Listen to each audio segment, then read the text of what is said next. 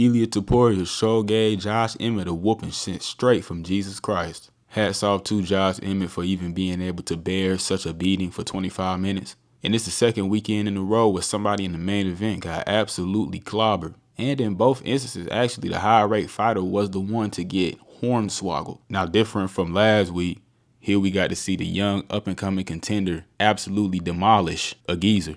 And to be frank with you, in Topuria's biggest fight of his career thus far, he definitely gave us his best performance yet. Now, from what I saw, Ilia basically erased all the very slight weaknesses I saw in his game. He's always had a very boxer-heavy approach, and you can definitely see that in his stance. He's usually very heavy on that lead leg. He bobs and he weaves a lot, usually side to side, and you can kind of get a gauge on that after a while. But in this fight, he wasn't as heavy on his lead foot, which allowed for him to throw a few more leg kicks than usual. Still no body or head kicks though. But of course, what everybody talking about is the boxing, and boy, Ilia topuria is truly one of the best boxers in the UFC. Now, I don't think he the best. I don't even think he the best in his division, but I'll get to that in a minute. Josh Emmett got absolutely schooled on the feet. Ilia's jab was absolutely on point. His lead hand in general was an absolute piston, able to catch Josh Emmett with that very short check left hook multiple times.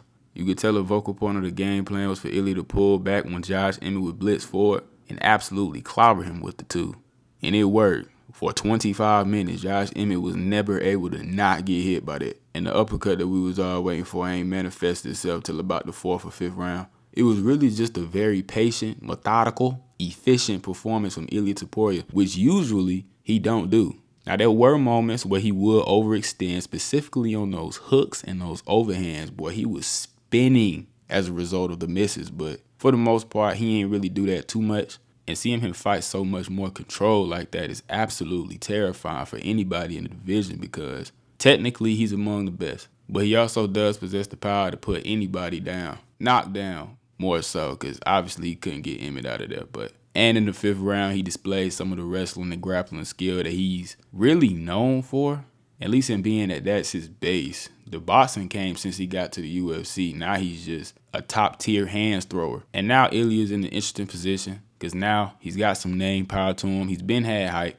Obviously, he's one of the best in the division. And so now you got to ask, what's next? Now, I'm definitely in the camp that think beating Josh Emmett shouldn't be what gets you a title shot. No disrespect to him, he just not that kind of fighter, you feel me? But at the same time, if Volk beats Yair next week, there's really nobody left him to fight. He's pummeled everyone. And with the timelines of these fights, Ilia just won. Again, Volk's next week. Matt's gonna slaughter Korean Zombie whenever that fight's scheduled for. I don't even know. It's kind of like, is the time now? I might just go ahead and throw Ilia the belt. I ain't gonna lie to you. Because quite frankly, Ilia topuria must avoid Max Holloway at all costs. We not even finna give Max the chance to absolutely destroy yet another contender in this division. Just don't do it. I think it's time.